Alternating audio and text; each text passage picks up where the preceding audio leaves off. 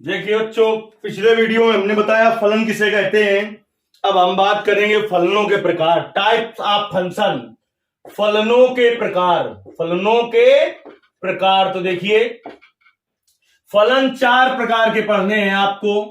आच्छादक फलन सबसे पहले पढ़ाएंगे हम आपको, फिर हम आपको पढ़ाएंगे अंताक्षेपी फलन, अंताक्षेपी फलन, फिर हम आपको पढ़ाएंगे एकैकी फलन, फिर हम आपको पढ़ाएंगे बहुएक फलन। देखिए, तीसरा नंबर होगा एकैकी फलन, फिर चौथा नंबर होगा बहुएक फलन। देखिए, चार फलन है बहुएक फलन, लेकिन आपको केवल दो फलन में दिमाग लगाना है, दो में दिमाग नहीं लगाना। लेकिन कैसे? जैसे मान लो कि आच्छादक और अंताक्षेपी भाई भाई हैं, एकैकी और बहुएक मान लो कि भाई भाई। कैसे? यदि फलन आच्छादक नहीं होगा तो फिर एकैकी होता है, सॉरी, यदि फलन आच्छादक नहीं है तो अंताक्षेपी होता है। जब फलन आच्छादक ना हो तो कैसा होगा? अंताक्षेपी होगा। और जब फलन एकैकी नहीं होगा तो बहुएक होगा। यानी अगर हम आच्छादक सीख लेंगे तो अंताक्षेपी अपने आप आएगा, एकैकी सीख लेंगे तो बहुएक अपने आप आएगा। क्यों? कि हमने बताया यदि आच्छादक नहीं होगा तो अंताक्षेपी होगा, और जब अंताक्षेपी नहीं तो आच्छादक एकैकी सीख लेंगे तो एकैकी जो नहीं होते वो बहुएक होते हैं। तो चलिए, सबसे पहले हम बात करते हैं आज की क्लास में पहले फलन की। पहले सीख लेंगे तो फिर दूसरा सीखने में बस 2-4 मिनट लगेंगे, क्योंकि वही फलन अंताक्षेपी हो जाएंगे जो आच्छादक नहीं है। तो पहले हम बात करते हैं आच्छादक फलन की। देखिए, इसमें दो प्रकार से आपको बताएंगे। अगर समुच्चय आपका परिमित है तो तीर आरेख भी द्वारा हल करके बताएंगे, और बताएंगे क्या आपको करना है, ऐसे होता है। और अगर अपरिमित समुच्चय है तो हमें सूत्र के द्वारा करना पड़ेगा। सूत्र क्या आया था? y बराबर एफ एक्स। सूत्र क्या आया था? y बराबर एफ एक्स आया था। तो आच्छादक फलन, तो देखिए, सबसे पहले माना दो परिमित समुच्चय, माना दो परिमित समुच्चय ए और बी है, ए और बी है, ए और बी है। परिमित को ही सीमित समुच्चय कहते हैं। यदि प्रतिचित्रण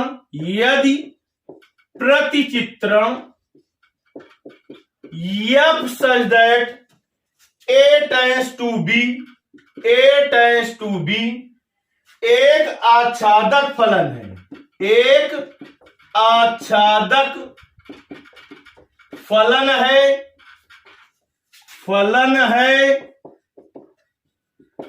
तो तीर आरेख विधि द्वारा, तीर आरेख विधि द्वारा, देखिए कैसे? ए और बी दो फलन है आपके, सॉरी, ए और बी दो समुच्चय हैं, और इनमें फलन है कि नहीं कैसे जांचेंगे? जैसे इसमें मान लो कि 3 अवयव है, 1 2 3, और इसमें भी 3 अवयव है, 1 2 3। तो देखिए, जो पहले मैंने बताया फलन के प्रकार ही है, तो फलन तो ये होंगे ही। तो फलन कौन सा होता था कि पहले गोले का प्रत्येक अवयव एक ही प्रतिबिंब बनाए और पहले गोले में कोई अवयव छूटा ना हो। तो पहले गोले में तो कोई अवयव छूटा होगा ही नहीं, पहले ही, और एक ही प्रतिबिंब भी बनाएगा, नहीं तो वो फलन नहीं होगा। तो फलन के प्रकार में कहा आएगा। लेकिन आच्छादक फलन कैसे पहचानेंगे आप?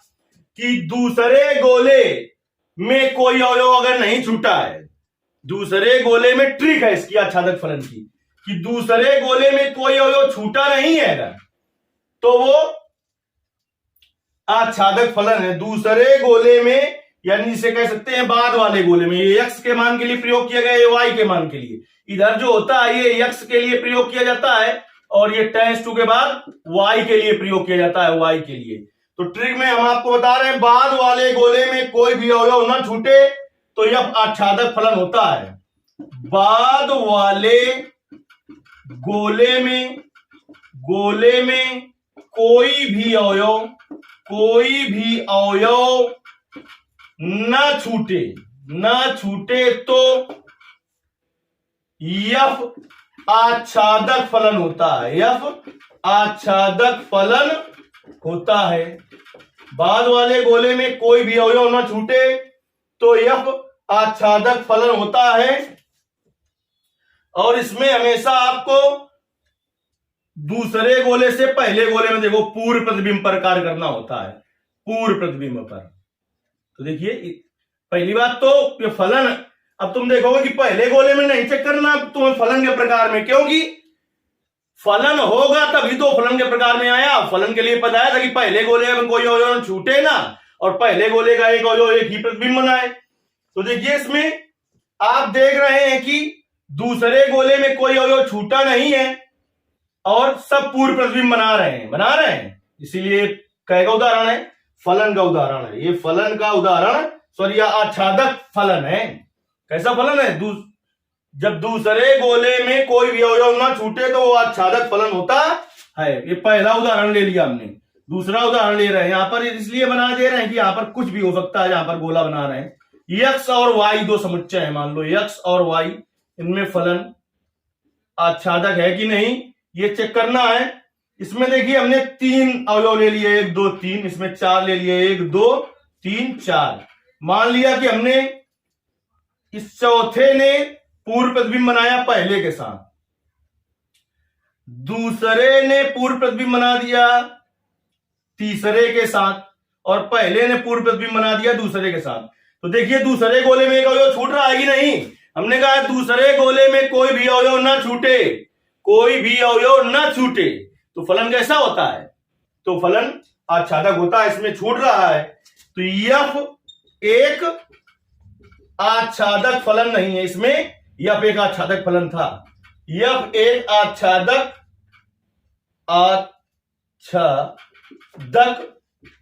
फलन नहीं है।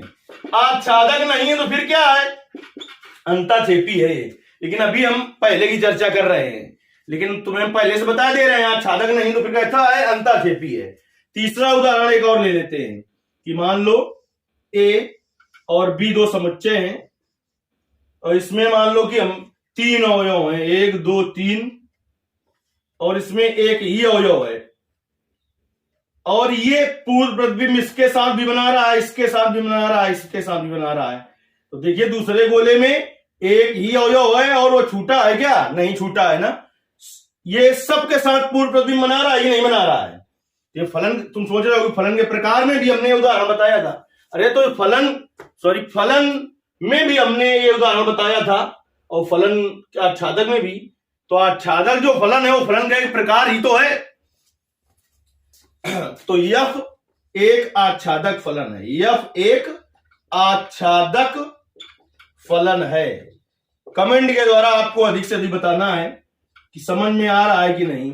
अभी तो हम तीर आरेख विधि द्वारा हल कर रहे हैं। तीर आरेख विधि द्वारा उन को हल किया जाता है जहां पर ए और जो समुच्चय है ये परिमित समुच्चय हों, जो समुच्चय हों वो परिमित समुच्चय होंगे। जब अपरिमित समुच्चय होंगे तब कैसे करेंगे? तब हमें सूत्र के द्वारा करना होगा।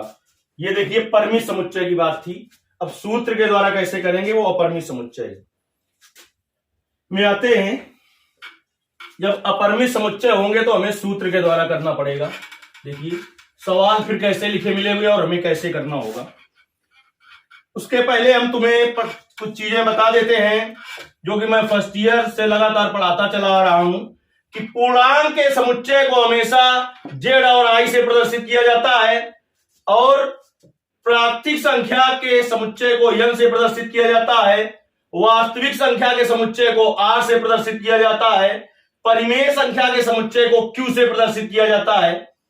अगर z प्लस लिखा हो तो धन पूर्णांक है, z माइनस लिखा हो तो ऋण पूर्णांक है, i प्लस लिखा हो तो धन पूर्णांक है और i माइनस लिखा हो तो ऋण पूर्णांक है। सभी की परिभाषा मैं बता चुका हूं, फिर से एक बार बता देता हूं थोड़ा कि प्राकृतिक संख्या किसे कहते हैं? ऐसी संख्याएं जिनसे हम वस्तुओं की गणना करते हैं प्राकृतिक संख्या कहलाती हैं। नेचुरल नंबर माने प्राकृतिक संख्या होता है, इसलिए इससे कैपिटल एन से प्रदर्शित करते हैं। प्राकृतिक संख्या की शुरुआत 1 से होती है। पूर्णांक किसे कहते हैं? शून्य सहित सभी धनात्मक एवं ऋणात्मक संख्याएं पूर्णांक संख्याएं कहलाती हैं। इसे जेड कैपिटल जेड या आई से प्रदर्शित किया जाता है। इसके समुच्चय को और वास्तविक संख्याएं किन्हें कहते हैं? रूट के अंदर अगर माइनस में लिखी हो उन संख्याओं को छोड़कर बाकी जितनी संख्याएं बची वो सभी वास्तविक संख्याएं होती हैं, रियल नंबर। इसका मतलब इसीलिए इसे कैपिटल आर से प्रदर्शित किया जाता है। और जो परिमेय संख्याएं आप जानते ही हैं, जिन्हें पी बटे क्यू के रूप में प्रदर्शित कर सके लेकिन क्यू 0 ना हो और पी और क्यू का मासा 1 हो तो उन्हें परिमेय संख्याएं कहते हैं। इसे कैपिटल क्यू से प्रदर्शित करते हैं। अब देखिए सूत्र के द्वारा आच्छादक फलन हम कैसे पहचानेंगे। मान लो यदि प्रतिचित्रण आपका दिया हुआ है, सवाल में ऐसे आएगा। पहला उदाहरण लेते हैं, पहला उदाहरण इसका सूत्र के द्वारा। और सूत्र के द्वारा किसका करेंगे? जब अपरिमित होंगे, अपरिमित समुच्चय होंगे, अपरिमित समुच्चय। चलिए तो सूत्र के द्वारा करेंगे। उदाहरण 1 लेते हैं। उदाहरण में सवाल लिख के आएगा यदि प्रतिचित्रण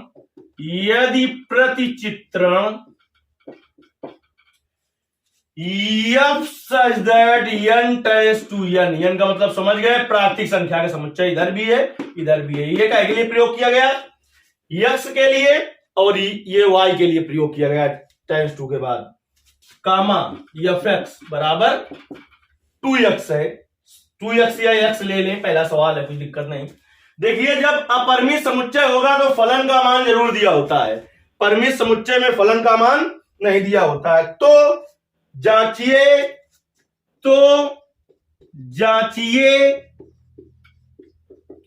f आच्छादक फलन है कि नहीं, आच्छादक फलन है कि नहीं। चलिए चेक करना है आच्छादक फलन है कि नहीं। हल में आते हैं। सबसे पहले लिखा जाता है प्रतिचित्रण, तो प्रतिचित्रण लिख दीजिए। प्रतिचित्रण f such that n tends to n। फिर इसके बाद आपको लिख देना है प्रतिचित्रण के बाद ये जो पहले वाला टेंस टू के पहले है ये x के लिए प्रयोग किया जाता है, x के लिए। ये जो टेंस टू के बाद है ये y के लिए प्रयोग किया जाता है, y के लिए प्रयोग किया जाता है।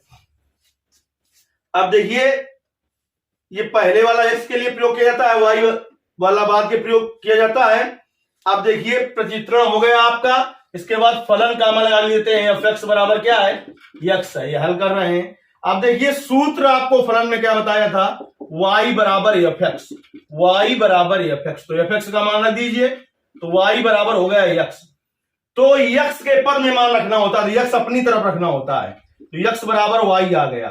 अब हम चेक करेंगे अगर यहां पर बिलोंग्स टू होगा और बिलोंग्स टू में ये होना चाहिए जो टेंस टू के पहले लिखा है, अगर होगा तो यह आच्छादक फलन है, नहीं तो नहीं होगा। इसमें y के मान लेते हैं और x के मान बिलोंग करें अगर पहले वाले में जो यहां पर लिखा हुआ है, तो y की जगह n है, नेचुरल नंबर यानी प्राकृतिक संख्या, तो y का मान 1 ले लो। तो यहां से देखो x का मान कितना निकलेगा? 1, और जो 1 निकलेगा वो इधर x वाला है, x की जगह क्या है? n, यानी प्राकृतिक संख्या। प्राकृतिक संख्या में बिलोंग करेगा कि नहीं करेगा? करेगा। दूसरा ले लीजिए y का मान लो 2 क्यों ले रहे हैं? अरे ये x के लिए प्रयोग करना है n, और ये वाला n y के लिए प्रयोग करना है, तो y का मान जो लेना है वो प्राकृतिक संख्या से ही लेना है। तो 1 ले लिया, 2 ले लिया, तो x जो y का मान लेना है वो प्राकृतिक संख्या ही लेना है, तो इसमें रखिए y बराबर 2, तो x बराबर 2 आ जाएगा। बिलोंग करेगा कि n पर नहीं करेगा? इसी तरीके से आप जो भी निकालें सब यही बिलोंग करेंगे, क्योंकि दोनों तरफ क्या है? n है इत्यादि। तो बिलोंग करेगा अगर तो यहां पर लिख दो बिलोंग्स टू n, और यहां पर बिलोंग्स टू आ जाए तो आच्छादक फलन है, लिखेंगे इंप्लाइज दैट यह आच्छादक फलन है, आच्छादक फलन है। देखिए 3-4 उदाहरण लेंगे, अभी बिल्कुल क्लियर हो जाएगा। ये पहला उदाहरण हो गया आपका। अब देखिए दूसरा उदाहरण लेते हैं, इसी में थोड़ा बदलाव करते हुए अब हम दूसरा उदाहरण ले लेंगे। यदि प्रतिचित्रण, हल को पूरा बदल लेते हैं हम, क्योंकि उसी में सुधारेंगे तो कम समझ में आएगा थोड़ा। यदि प्रतिचित्रण आपका g लिख दिया जाए, इस बार g सच दैट r यहां पर लिख दें, जरूरी नहीं दोनों तरफ बराबर है, r लिख दें और टेंस टू n लिख दें, कामा g। यहां पर अगर होगा आपका g तो यहां पर gx होगा, gx। तो जांचिए कि अब आच्छादक फलन है कि नहीं है। चलिए हल में आते हैं हम। हल में सबसे पहले आपको प्रतिचित्रण लिखना है, प्रतिचित्रण लिखना है। तो प्रतिचित्रण लिख दीजिए बेटा, क्या है, G such that R tends to N। अब इसके बाद कॉमन लगा फलन लिख दीजिए, GX बराबर X। सूत्र होता है Y बराबर FX, लेकिन यहां पर फलन को किससे लिखा गया है, GX से, तो Y बराबर होगा GX। तो Y बराबर, यहां पर चाहे तो हम 2x ले लें, क्योंकि x से ले चुके हैं एक बार, यहां पर 2x ले लें। तो y बराबर gx का मान 2x। हमने कहा आच्छादक फलन में x अपनी तरफ रखना होता है और x के साथ स्वतंत्र होना चाहिए, यानी किसी संख्या का गुणा उड़ा है तो उधर पहुंचा दो। तो x बराबर हो जाएगा y/2। x बराबर क्या हो जाएगा, y/2। बिलोंग्स टू जो पहले लिखा है ये लिख दीजिए। अब इसके बाद होगा कि नहीं अभी ना लिखिए, जांच कर लीजिए पहले, लेकिन y के ही मान तुम्हें रखना है। देखिए y के मान 2 कम से कम ले लीजिए। y के मान कहां से रखना है, n से। कहां से रखना है, n से रखना है आपको, प्राकृतिक संख्याओं से। तो ले लीजिए, 1 ले लीजिए y का मान। तो x का मान कितना आ जाएगा, 1/2। x बराबर आ जाएगा 1/2 यानी 0.5। 0.5 जो है ये x के लिए प्रयोग किया गया है। ये बिलोंग कर रहा है कि नहीं आर में। तो वास्तविक संख्या हमने बताया केवल कौन सी नहीं होती है, रूट के अंदर अगर माइनस में हो तो वो आर नहीं होगी। मतलब रूट के अंदर अगर माइनस में है तो वो वास्तविक संख्याएं नहीं है, बाकी जितनी भी संख्याएं हैं सभी वास्तविक हैं। 0.5 वास्तविक है। y का मान 2 ले लो तो x का मान 2/2 1 आ जाएगा। तो ये भी बिलोंग करेगा किस पर, x वाला मान है तो x की जगह आर है, आर पर बिलोंग करना चाहिए। अब देखिए यहां सब जगह बिलोंग आ रहा है तो यहां पर भी लिख देंगे आर। जब आर लिख दिया, अब इत्यादि आगे भी चेक करेंगे तो ऐसा ही होगा, इत्यादि। तो इसका मतलब क्या हो गया कि जी कामा एक आच्छादक फलन है, जी एक आच्छादक फलन है। कमेंट के द्वारा अभी बताना है कि समझ में आ रहा है कि नहीं। अभी देखिए तीसरा उदाहरण लेते हैं हम, और क्लियर हो जाएगा। तीसरा उदाहरण लेते हैं। तीसरे उदाहरण में देखिए फिर से हम प्रतिचित्रण बदलते हैं। मान लें कि यहां पर यच, हमने कहा था फलन को पहली प्रश्नावली में बताया, और आपको हम जब मैथ फर्स्ट में अवकलन का अनुप्रयोग पढ़ा रहे थे तो हमने बताया था फलन को हम fx से, gx से, hx से प्रदर्शित करते हैं। अधिकांशतः सबसे ज्यादा इससे प्रदर्शित करते हैं, लेकिन इनसे भी प्रदर्शित करते हैं, और कहीं कहीं px बराबर भी लिख दिया जाता है। तो देखिए यदि प्रतिचित्रण आपका हो h such that n tends to r, h such that n tends to r, और मान लो अब hx बराबर लिखा जाएगा। hx बराबर आपके hx बराबर 2x ही है। तो जांचिए कि ये आच्छादक फलन है कि नहीं। तो हल में हमने क्या कहा था आपसे, सबसे पहले प्रतिचित्रण लिखना है। प्रतिचित्रण क्या है, h such that n tends to r, n tends to r। अब देखिए इसके बाद फलन लिख देना होता है। hx बराबर क्या है, 2x। सूत्र होता है y बराबर fx। अगर fx बराबर दिया हो तो यहां पर hx दिया है तो y बराबर होगा hx। अब तो y बराबर hx का मान रखिए 2x। हमने कहा था आच्छादक फलन की जब बारी आए, जब आच्छादक फलन की बारी हो तो x को अपनी तरफ लाओ, स्वतंत्र रखो, तो x बराबर हो जाएगा y/2। अगर 3x फलन होता तो x बराबर y/3 आ जाता। अब देखिए बिलोंग्स टू करके छोड़ देंगे, इसके बाद जांच करेंगे। जांच कैसे करेंगे वो हम बताते हैं आपको। y के मान लेते हैं जांच करने में, 2 मान कम से कम, और x का मान बिलोंग करे तो ठीक है। अब देखिए r का जो मान है, r का जो मान है आपका वो कहां से लेना है हमें, सॉरी y का मान, r रियल नंबर वास्तविक संख्या है। तो हमने कहा था रूट के अंदर अगर माइनस में है तो उनको छोड़ दो, बाकी सभी संख्याएं वास्तविक संख्याएं होती हैं। तो चलिए हमने y का मान -1 ले लिया, y का मान -1 ले लिया तो x का मान कितना आ गया, -1/2 यानी 0.5। और ये बिलोंग करना चाहिए। x के लिए क्या प्रयोग किया गया, नेचुरल नंबर, प्राकृतिक संख्या, इस पर बिलोंग करना चाहिए। तो इस पर देखिए -0.5 प्राकृतिक संख्या है क्या, नहीं है, नॉट बिलोंग्स टू। तो आगे जाने की जरूरत नहीं है, यहां पर भी आ जाएगा not belongs to n, not belongs to n, ये जो बिलोंग्स टू प्रयोग किया जाता है वो x के लिए किया जाता है इस आच्छादक फलन में। जैसे ही नॉट बिलोंग्स टू आ गया तो लिखेंगे इंप्लाइज दैट h कामा एक आच्छादक फलन नहीं है, एक आच्छादक फलन नहीं है। अब देखिए वास्तव में हम अगर जाने तो हम दो प्रकार के फलन सीख चुके हैं एक ही वीडियो में। अभी हमने अंताक्षेपी की चर्चा नहीं की, लेकिन हमने बताया कि वही फलन जो आच्छादक नहीं होते अंताक्षेपी होते हैं, तो ये अंताक्षेपी फलन होगा इससे। चलिए, लेकिन अभी केवल जब हमने बात की आच्छादक फलन की, तो अब किसी भी तरीके का सवाल होगा आच्छादक फलन से संबंधित, आप बड़ी आसानी से हल कर पाएंगे यदि आपने समझ लिया है। हमने कहा था अगर सीमित समुच्चय यानी परिमित समुच्चय हो तो तीर आरेख भी द्वारा कर लीजिए, और अपरिमित समुच्चय हो तो आप सूत्र के द्वारा हल करिए। इसके आगे के सवाल आपको बताए जाएंगे, लेकिन ये चैप्टर इंटर में सबसे कठिन माना जाता है। कोई भी कॉलेज हो वहां, इसीलिए किसी किसी में तो पढ़ाया नहीं जाता, किसी किसी में लास्ट में पढ़ाया जाता है, तो थोड़ा ऐसे लिखा के कर दिया जाता है। तो इसको यदि समझ में आया है तो कमेंट के द्वारा बताना है, और अधिक से अधिक लोगों तक इसको पहुंचाना है, जिससे उनका भी फायदा हो सके। इसके आगे आपको फिर बताया जाएगा। अगली जो क्लास होगी उसमें हम प्रयास करेंगे कि एक ही क्लास में बचे हुए तीनों फलनों के प्रकार हम तुम्हें बता देंगे।